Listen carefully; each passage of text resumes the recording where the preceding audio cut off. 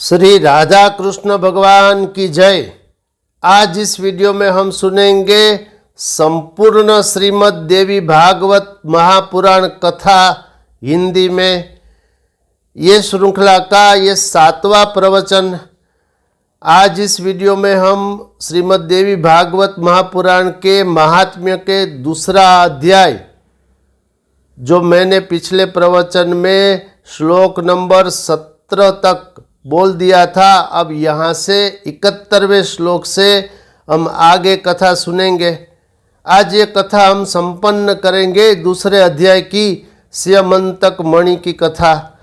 ये कथा पढ़ने और सुनने का अत्यंत महानतम फल है, जो इस अध्याय के अंत में श्री वेदव्यास ने लिखा। और अगर सुन भी लिया देवी भागवत कथा क्षण मात्र भी, तब भी ये फल है कि उस मनुष्य की कभी दुर्गति नहीं होती। ये विश्वास रखिए, श्रद्धा रखिए। ये शास्त्र वचन है। श्रीमद् देवी भागवत महात्म्य के प्रथम अध्याय के 25वें नंबर के श्लोक में श्री वेदव्यास ने ये कहा। इसलिए कथा सुनिए शास्त्र की श्रद्धा से। अब यहाँ से कथा प्रारंभ, स्यमंतक मणि की कथा। शास्त्र कहता है, उधर कंदरा में श्री कृष्ण तथा जाम्बवान के बीच चल रहे युद्ध में श्री कृष्ण के मुष्टिका प्रहारों से जाम्बवान का शरीर अत्यंत शिथिल पड़ गया था। उसी समय जाम्बवान को भी पूर्व काल की घटनाएं याद आ गई और भगवान श्री कृष्ण को परम भक्ति के साथ प्रणाम करके अपने अपराध के लिए क्षमा याचना करते हुए उसने श्री कृष्ण से कहा, अब मुझे ज्ञात हो गया कि आप रघुश्रेष्ठ श्री राम ही है, जिनके भयंकर कोप से सागर तथा लंका नगरी दोनों क्षुब्ध हो गए थे और रावण अपने बंधु बांधवों सहित मारा गया था। हे श्री कृष्ण, वे राम आप ही है, अतः मेरी धृष्टता को क्षमा करें। मैं आपका सर्वथा सेवक हूँ, अतएव मेरे योग्य जो भी कार्य हो उसके लिए मुझे आदेश दीजिए।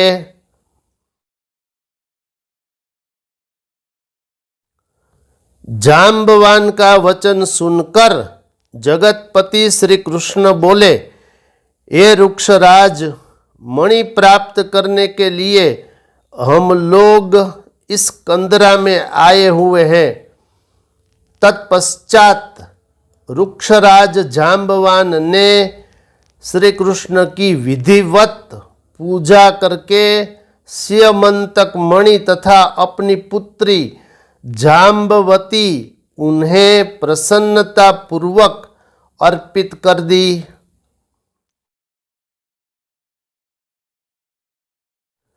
श्री कृष्ण ने जाम्बवती को पत्नी के रूप में अंगीकार करके मणि को गले में धारण कर लिया और रुक्षराज जाम्बवान से विदा लेकर वे द्वारकापुरी के लिए प्रस्थित हुए।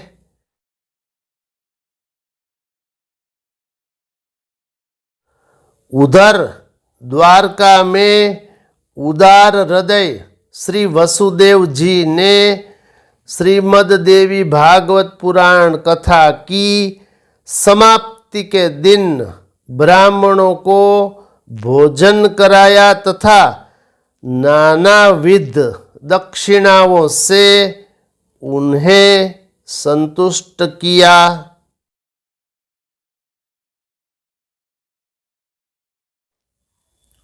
जिस समय वे ब्राह्मण वसुदेव को आशीर्वचन प्रदान कर रहे थे, उसी समय भगवान श्री कृष्ण मणि धारण किए हुए पत्नी जाम्बती के साथ वहां आ पहुंचे।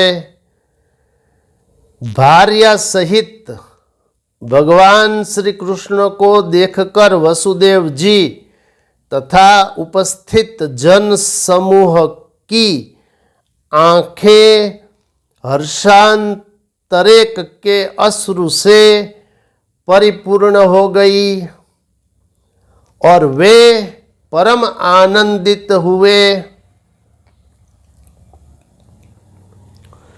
देवर्षि नारद भी श्री कृष्ण के आगमन से हर्षित हुए और उन्होंने वसुदेव जी तथा श्री कृष्ण से विदा लेकर ब्रह्म सभा के लिए प्रस्थान किया।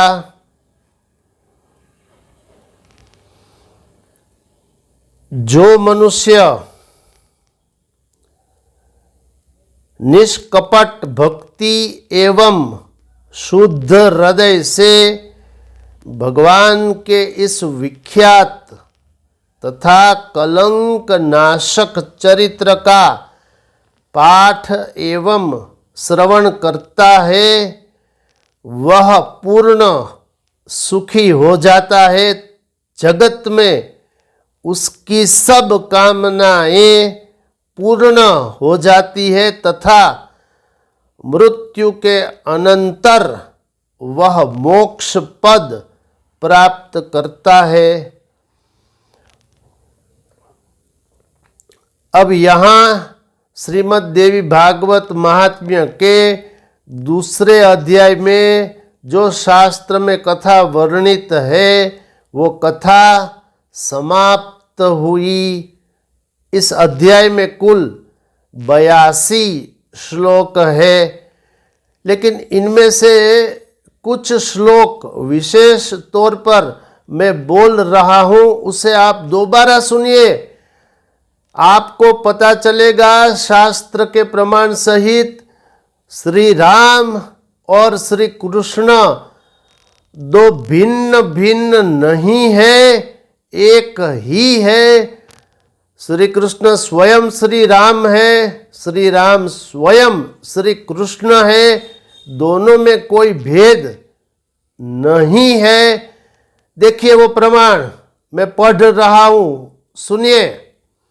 इसी श्रीमद् देवी भागवत पुराण महात्म्य के दूसरे अध्याय से जाम्बवान कहते हैं, रुक्षराज जाम्बवान भगवान श्री कृष्ण से कहते हैं, अब मुझे ज्ञात हो गया। क्या ज्ञात हो गया? अब मुझे ज्ञात हो गया कि आप रघुश्रेष्ठ श्री राम ही है। ध्यान दो, ये जाम्बवान कहते, जो त्रेता के समय में, त्रेता युग में भगवान श्री राम के साथ लीला में था, वो कहते हैं जाम्बवान कि अब मुझे ज्ञात हो गया, हे श्री कृष्ण आप रघुकुल श्रेष्ठ श्री राम ही है। आगे सुनिए,